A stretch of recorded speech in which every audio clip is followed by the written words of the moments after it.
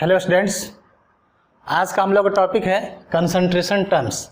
हम लोगों ने पिछले वीडियो में पढ़ा था concentration terms, strength of solution, molarity, molality, mole fraction.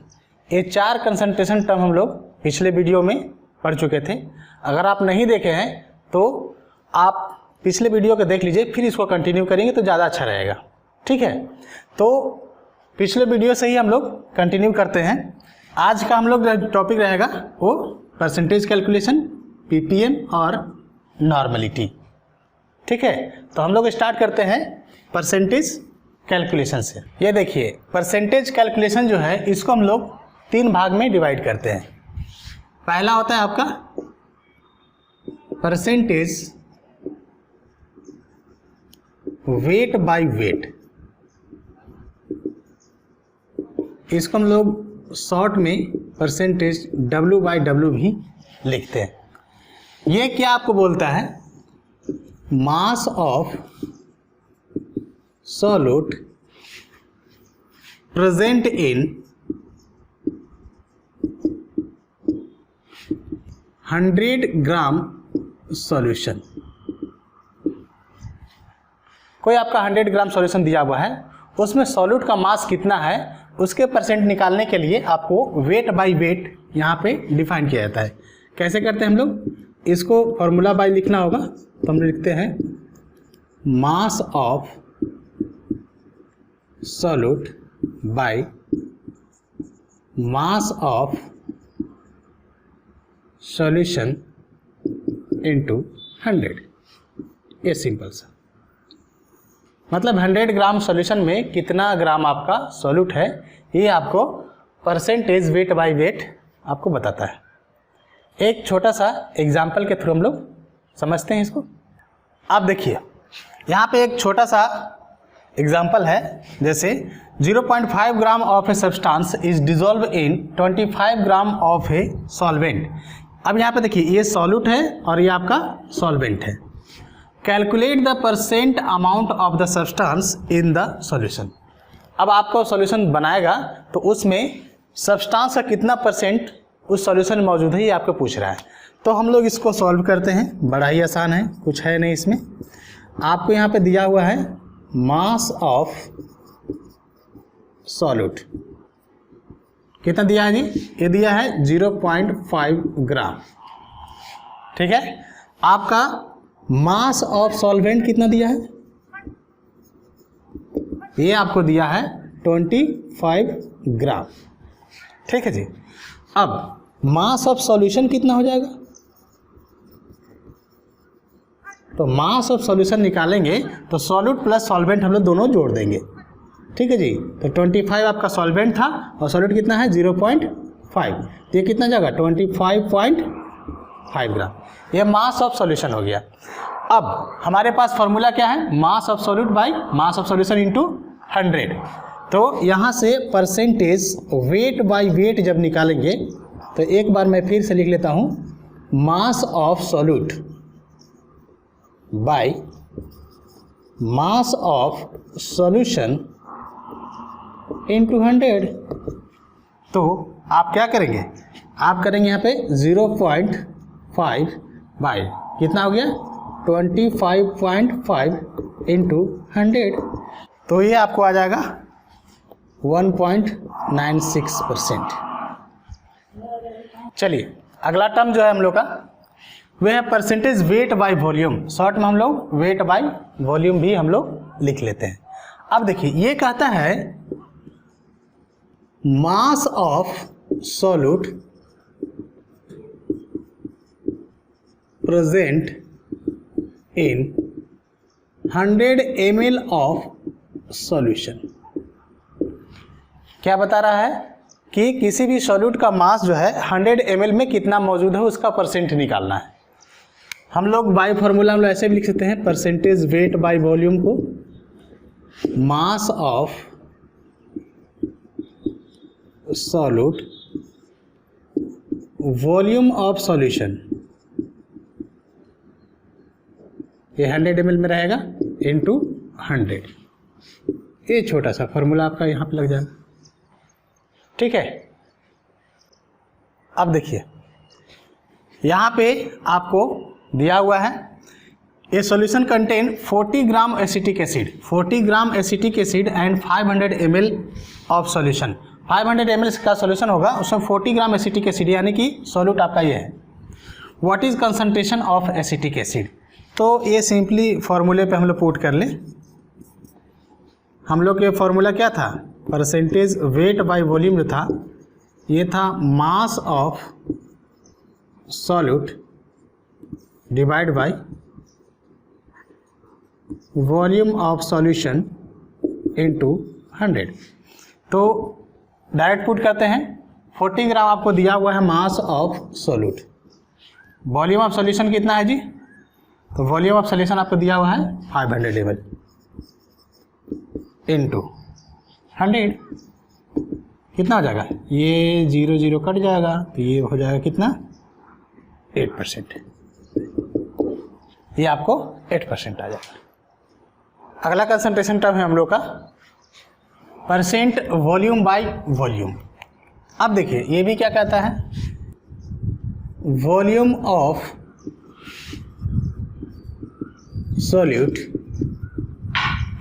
Present in 100 ml of solution. ये कह रहा है कि 100 ml सॉल्यूशन दिया गया है, उसमें वॉल्यूम सॉल्यूट का कितना है उसका परसेंट आपको निकालना है। ठीक है, तो इसको percent volume by volume formula wise लिख लें हम लोग। तो ये है volume of solute divide by volume of solution into 100। ये सिंपल सा है। अब देखिए एग्जाम्पल यहाँ पे एक छोटा सा दिया हुआ है। 20 ml of an alcohol is dissolve in 80 ml of water. अब देखिए 20 ml जो है ये सॉल्यूट का आपको दिया हुआ है और 80 ml जो है ये सॉल्वेंट का दिया हुआ है। तो यहाँ से हम लोग डायरेक्टली सॉल्व कर ले। परसेंटेज वॉल्यूम बाय वॉल्यूम क्या होता था? ये होता था volume of solute volume of solution into 100। तो यहाँ से क्या हो जाएगा? वॉल्यूम ऑफ सॉल्यूट कितना है जी? ये दिया हुआ है 20 ml। अब देखिए ये आपको सॉल्यूट है और ये आपका सॉल्वेंट है, तो सॉल्यूशन बनाने के लिए क्या करेंगे? दोनों को ऐड कर देंगे। तो यहाँ से 20 + 80 ये आपको 100 आ जाएगा इनटू 100। तो ये 100 कट जाएगा, बचेगा क्या? 20%। तो ये पूछ रहा था calculate the percentage of alcohol in solution, तो ये 20% होगा।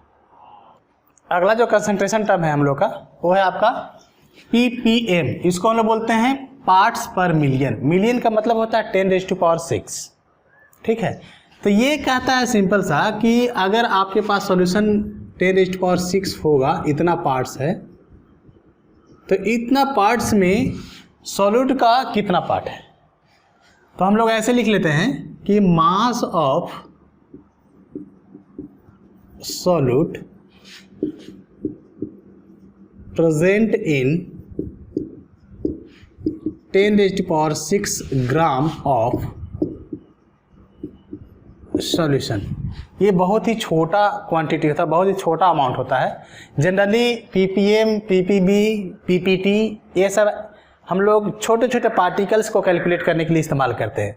जैसे आपको सिटीज़ में पॉल्यूशन हो गया है, पॉल्यूशन के जो पार्टिकल्स होते हैं जैसे SO2, तो इन सभी के छोटे छोटे पार्टिकल्स कितने पाए जाते हैं एटमॉस्फेयर में, इसको कैलकुलेट करने का तरीका हम लोग ppm के रूप में रिप्रेजेंट करते हैं।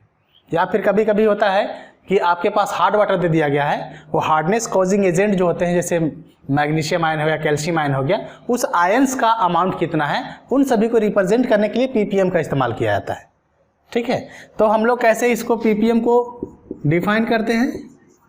ppm जो होता है इसको रिप्रेजेंट करने का तरीका है mass of solute divide by mass of solution into 10⁻⁶, ये ppm के लिए। इसी प्रकार से एक और टर्म आता है ppb। ppb ये होता है पार्ट्स पर बिलियन। इसका भी हम लोग mass of solute divide by mass of solution into 10⁹ होता है। ये बिलियन होता है, पार्ट्स पर बिलियन। ठीक है, तो इतने पार्ट्स में सॉल्यूट का कितना पार्ट है, इतने पार्ट सॉल्यूशंस का है, उसमें सॉल्यूट का कितना पार्ट्स है। कभी कभी एक और आता है पीपीटी, ये पार्ट्स पर 1000 होता है। तो ये जैसे mass of solute divide by mass of solution into 10⁻³ करेंगे, 1000 आ जाएगा तो क्या होगा 10⁻3।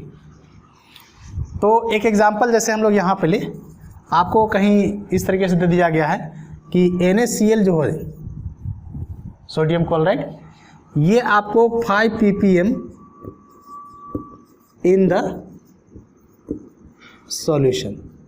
इसका मीनिंग ये है, means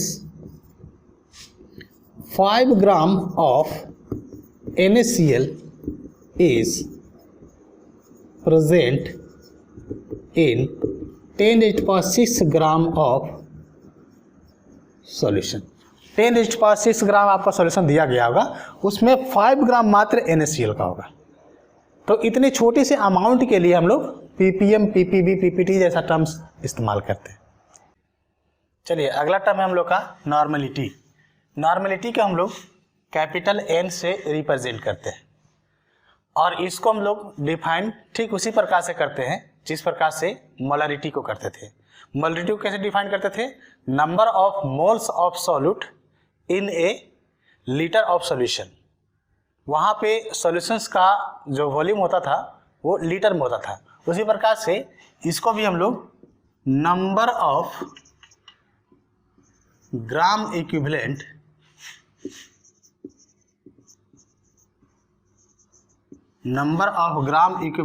of solute in A litre of solution, यानी कि जो सॉल्यूशन का वॉल्यूम रहेगा वो आपको लीटर में रहेगा। तो फॉर्मूला वाइज भी हम लोग इसको लिख लेते हैं। नॉर्मलिटी कैपिटल N से रिप्रेजेंट कर रहे हैं, is equal to number of gram equivalent. जिस प्रकार से हम लोग नंबर ऑफ मोल्स निकालते थे उसी प्रकार से यहाँ पे लिखा हुआ है number of gram equivalent divide by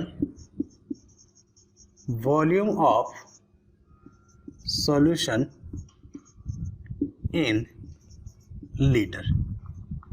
बस चेंज क्या है, वहाँ पे number of moles of solute था और यहाँ पे क्या है नंबर ऑफ ग्राम इक्विवेलेंट। ठीक है, तो इस प्रकार से हम लोग नॉर्मलिटी को डिफाइन करते हैं।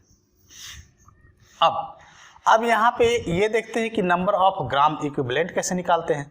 तो जिस प्रकार से नंबर ऑफ मोल्स निकालते थे उसी प्रकार से नंबर ऑफ ग्राम इक्विवेलेंट भी निकालने का एक फॉर्मूला है। तो यहाँ से हम लोग नंबर ऑफ ग्राम इक्विवेलेंट, जिस प्रकार से नंबर ऑफ मोल्स के लिए कि given mass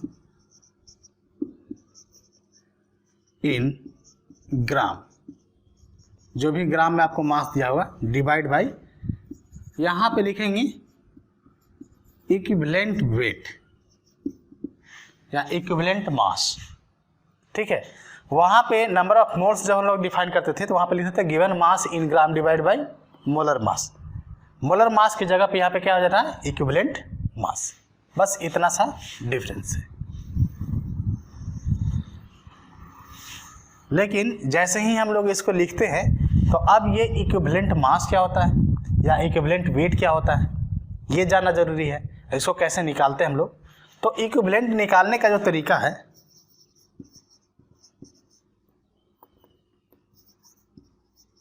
equivalent weight is equal to, मान लीजिए कि मोलर मास आपका m दिया हुआ है, यहां से मैं लिखता हूं मोलर मास। अगर कोई एलिमेंट होगा तो यहाँ पे एटॉमिक मास लिखेंगे, कोई मॉलिक्यूल होगा तो मॉलिक्यूलर मास लिखेंगे। Molar mass divide by A B C N भी, ये 5 तरीके से हम लोग इक्विवेलेंट मास को डिफाइन करते हैं। ठीक है, तो आखिर ये आपको ए बी सी एन भी क्या है, तो ए जो होता है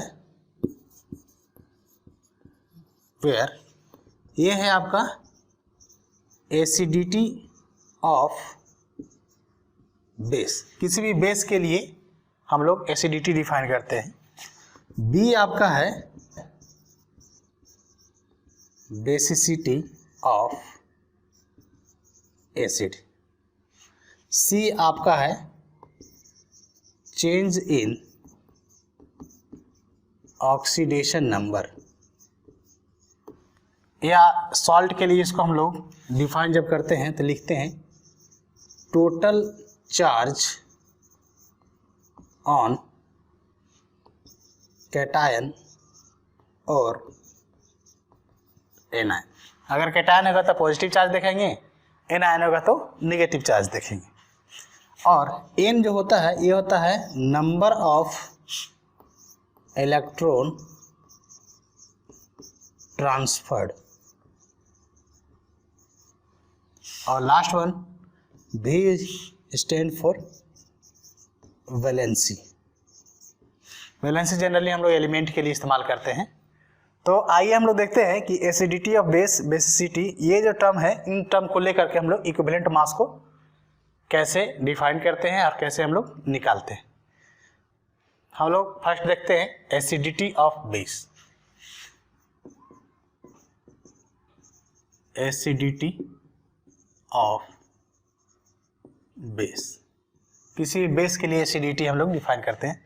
क्या होता है एसिडिटी, तो इसको हम लोग बेस के लिए क्या देखते हैं, the number of OH negative ion that the base releases और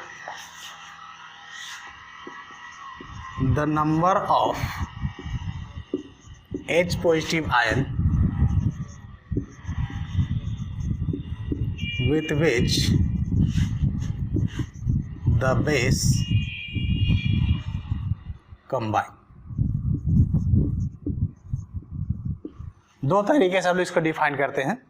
पहला तरीका होता है कि कोई भी बेस जितना नंबर ऑफ OH नेगेटिव को आपको रिलीज करता है वही उसका एसिडिटी होता है, या फिर किसी भी बेस से कितना H पॉजिटिव आयंस कंबाइन कर जाता है उसको हम लोग एसिडिटी ऑफ बेस बोलते हैं। तो जब इसके लिए इक्विवेलेंट वेट निकालना होगा, इक्विवेलेंट वेट, तो मोलर मास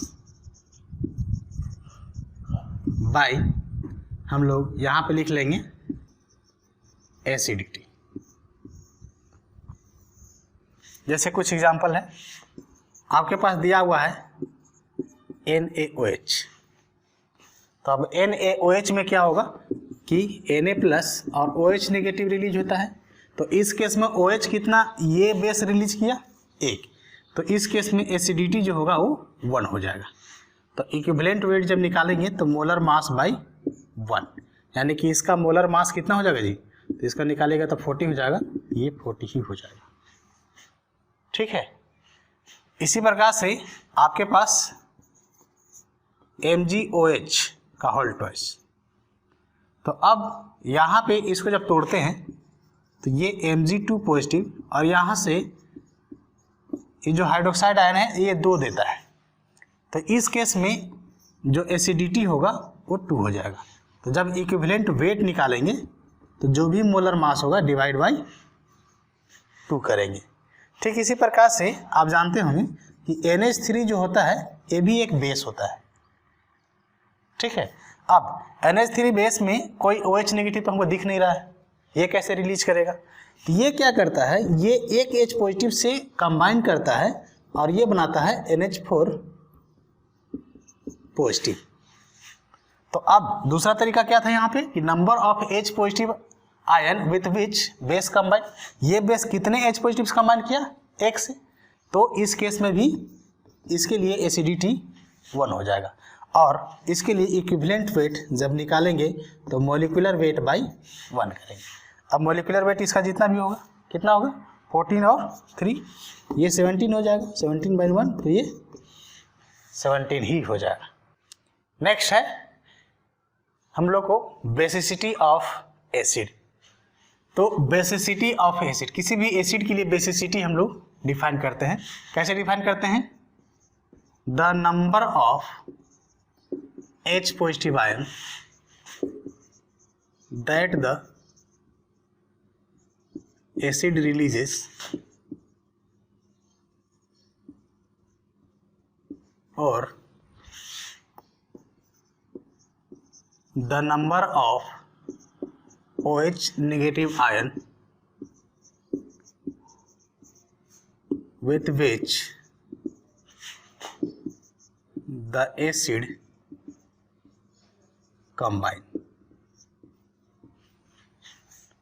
कोई भी एसिड कितना number of H positive ion को रिलीज करता है, या फिर कोई भी एसिड का H पॉजिटिव आयन कितना बेस OH नेगेटिव आयन से कंबाइन करके H2O का फॉर्मेशन करता है, तो ये हम लोग बेसिसिटी ऑफ एसिड बोलते हैं।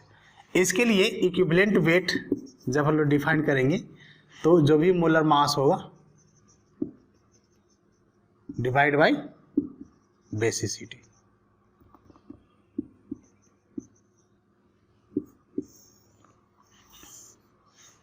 जैसे एग्जांपल के लिए आपको दिया हुआ है HCl, तो HCl में क्या होगा, ये एक H पॉजिटिव को रिलीज करता है, Cl नेगेटिव बन जाता है यहाँ पे। तो इसके लिए बेसिसिटी हम लोग जब करेंगे तो ये 1 हो जाएगा। तो इक्विवेलेंट मास क्या हो जाएगा जी, इक्विवेलेंट वेट या इक्विवेलेंट मास आपका जो भी मोलर मास आएगा HCl का डिवाइड बाई 1 कर देंगे। ठीक है, इसी प्रकार से आपको अगर दिया हुआ हो H2SO4, मान लीजिए NaOH से कंबाइन कर रहे हैं हम लोग, तो H2SO4 को NaOH से कंबाइन करेंगे तो यहाँ से बनता है NaHSO4 प्लस H2। अब इस केस में देखिएगा तो H2SO4 का एक H पॉजिटिव इसके OH नेगेटिव से कंबाइन किया और यहाँ पे एक H2O का फॉर्मेशन किया, और एक H इसके साथ एज इट इज़ यहाँ पे बन गया।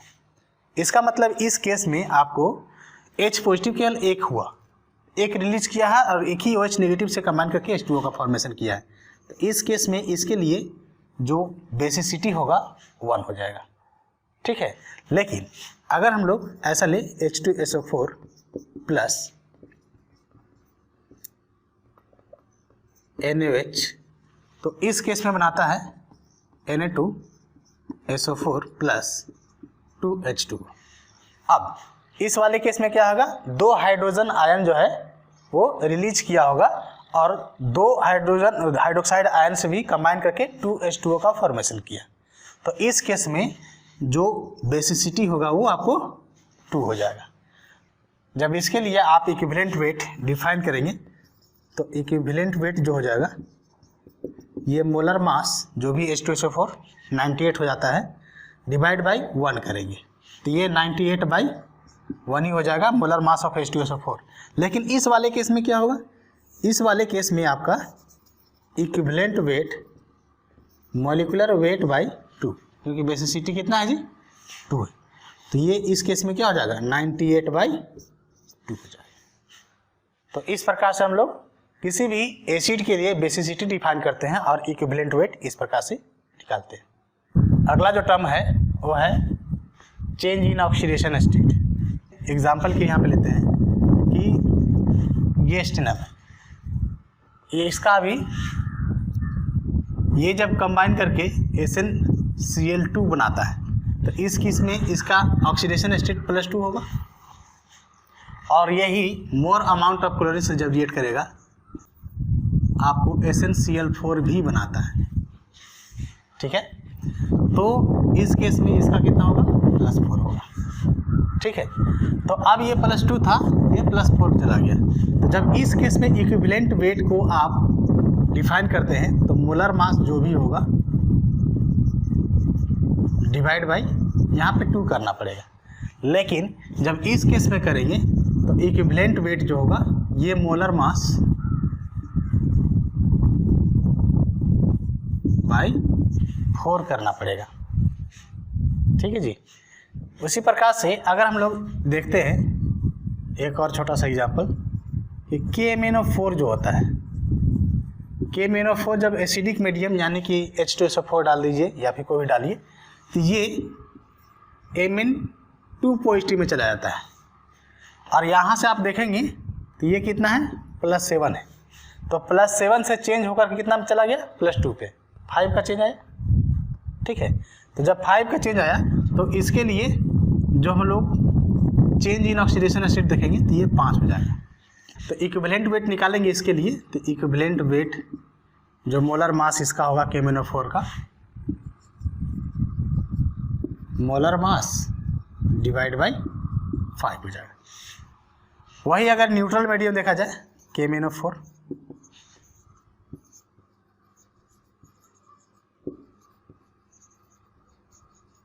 तो ये MnO2 के फॉर्म में जाता है। तो उस केस में इसका जो ऑक्सीडेशन स्टेट +4 हो जाता है और ये कितना था +7। तो +7 से +4 पे जाना, चेंज कितना का आया 3 का। तो इस केस में चेंज जो हो जाएगा वो 3 हो जाएगा। और इक्विवेलेंट वेट जब निकालेंगे तो ये आपका मोलर मास बाई 3 हो जाएगा। वहीं अगर बेसिक मीडियम में देखा जाए तो KMnO4 ये इन बेसिक मीडियम तो ये बनाता है K2MnO4। तो उस केस में क्या होगा कि ये +7 था और ये कितना हो जाएगा ये +6 हो जाएगा। ये +6 हो जाएगा तो चेंज कितना का आया तो चेंज मात्र 1 का आया। तो इस केस में जब इक्विवेलेंट वेट निकालेंगे तो ये मोलर मास बाई 1 करना पड़ेगा। अब अगर कोई सॉल्ट दिया होता है फॉर सॉल्ट इक्विवेलेंट वेट जब डिफाइन करते हैं ये करते हैं molar mass by total positive charge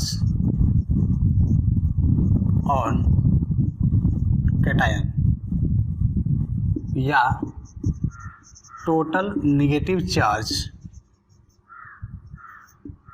on anion. Example के लिए आपके पास दिया हुआ है NaCl। तो NaCl को जब तोड़ेंगे तो Na+ और Cl नेगेटिव, तो यहाँ से एक ही पॉजिटिव चार्ज है एक ही नेगेटिव चार्ज है। तो आप दोनों तरीके से आप डिफाइन कर सकते हैं। इक्विवेलेंट वेट इसके लिए करना होगा तो मोलर मास बाई या तो पॉजिटिव चार्ज ले लीजिए या फिर नेगेटिव चार्ज ले लीजिए। तो दोनों केस में 1 है तो यहाँ से हम लोग C लिखेंगे 1, यानी कि आपको टोटल पॉजिटिव चार्ज 1 हो जाएगा या फिर टोटल नेगेटिव चार्ज 1 हो जाएगा। उसी प्रकार से आपको दिया हुआ है MgCl2। अब MgCl2 में ये जब तोड़ते हैं तो Mg2 पॉजिटिव हो जाता है और क्लोरीन भी 2 हो जाएगा। तो टोटल नेगेटिव चार्ज भी आपको 2 है, टोटल पॉजिटिव चार्ज भी आपको 2 है। तो इस केस में भी इक्विवेलेंट वेट जब आप निकालेंगे तो मोलर मास बाई 2 हो जाएगा।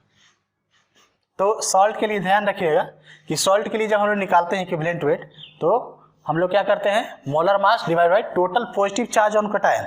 जितना भी कैटायन होगा उसका टोटल पॉजिटिव चार्ज कितना है, या फिर अगर आपके एनायन की अकॉर्डिंग निकालना चाह रहे हैं तो एनायन में टोटल नेगेटिव चार्ज कितना है, तो molar mass by positive charge और molar mass by negative charge. अब देखिए अगला जो है वो नंबर ऑफ इलेक्ट्रॉन ट्रांसफर के टर्म में हम लोग कैसे निकालते हैं। अब यहाँ पे देखिए जब कभी भी 2 या 2 से ज़्यादा एटम वहाँ पे रेडॉक्स चेंज में पार्टिसिपेट करने लगता है तब उस केस में नंबर ऑफ इलेक्ट्रॉन ट्रांसफर्ड हम लोग कॉन्सेप्ट अप्लाई करते हैं। If 2 or more atom undergoing redox change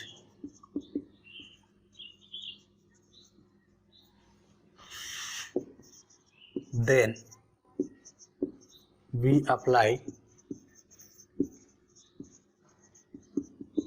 concept of number of electron transfer। जैसे एग्जाम्पल के लिए आपको दिया हुआ है K2 Cr2O7। जब एसिडिक मीडियम में इसको देखते हैं तो ये आपको Cr3 पॉजिटिव के फॉर्म में आता है। अब इसको जब निकालिएगा तो 14 - 2 ये आपको +6 आ जाता है। ठीक है, +6 से ये चेंज होकर के आ रहा है कितना, +3। ठीक है, लेकिन यहाँ पे ध्यान दीजिएगा कि क्रोमियम जो है ये 2 एटम है, एक एटम नहीं है, 2 एटम है, और यहाँ पे कितना है, 1 एटम है।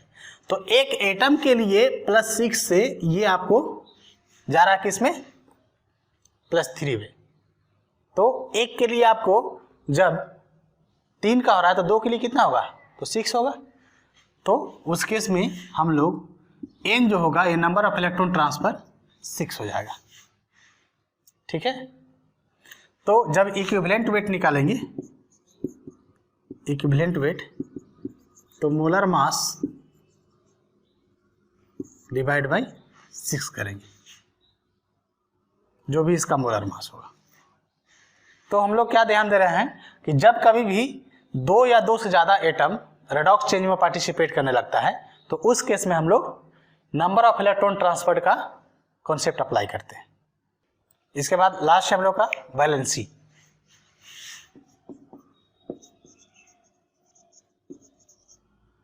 वैलेंसी को भी से रिप्रेजेंट करते हैं।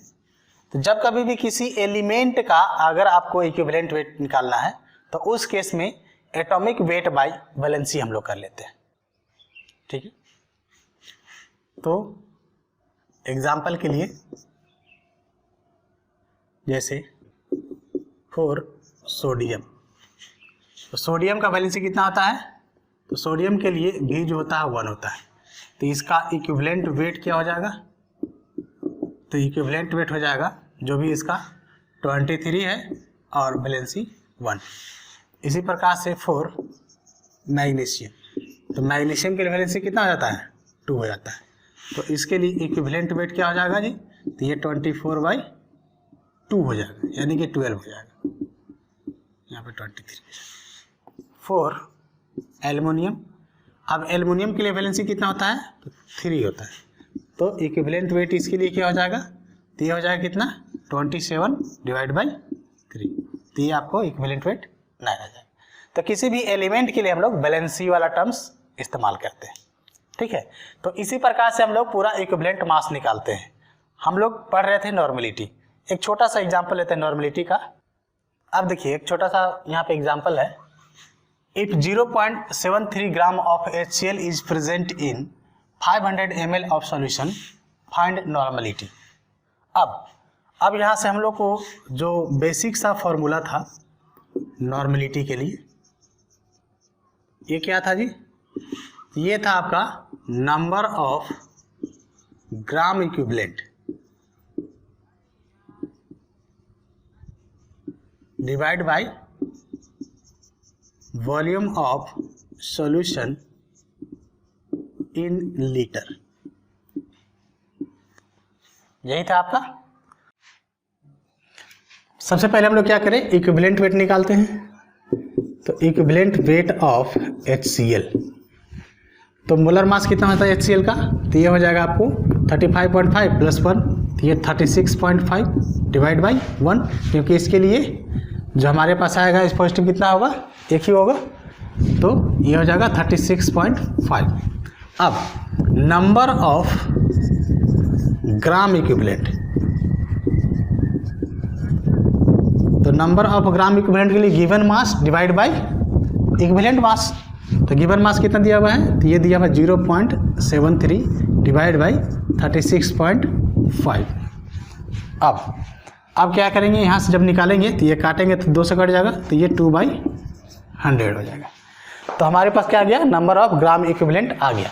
अब यहाँ पे वॉल्यूम कितना दिया है, तो 500 ml दिया हुआ है, लेकिन उसको लाना है किस में, लीटर में। तो लीटर में कन्वर्ट करने के लिए हम लोग क्या करेंगे, 1000 से डिवाइड कर देंगे। तो हम लोग डायरेक्ट यहाँ पे निकाल लेते हैं नॉर्मलिटी। तो नॉर्मलिटी कहते हैं नंबर ऑफ ग्राम इक्विवेलेंट कितना निकला जी, तो 2/100 नंबर ऑफ ग्राम इक्विवेलेंट ये आपको निकला हुआ है। इसके बाद volume of solution in litre, तो आपको दिया कितना है 500 ml, यहाँ से 500 ml डिवाइड बाई 1000 जब कर देंगे तो आपको लीटर में कन्वर्ट हो जाएगा। तो अब क्या करेंगे, इसको 2 × 1000 डिवाइड बाई 100 × 500 ml। तो अब इसको जब काट लीजिए, आप ऐसे काटेंगे ये कट जाएगा, तो ये कितना हो जाएगा, ये हो जाएगा आपको 2/50। तो ये कितना 0.04 आ जाएगा। तो आज के लिए इतना ही रखते हैं। Thank you.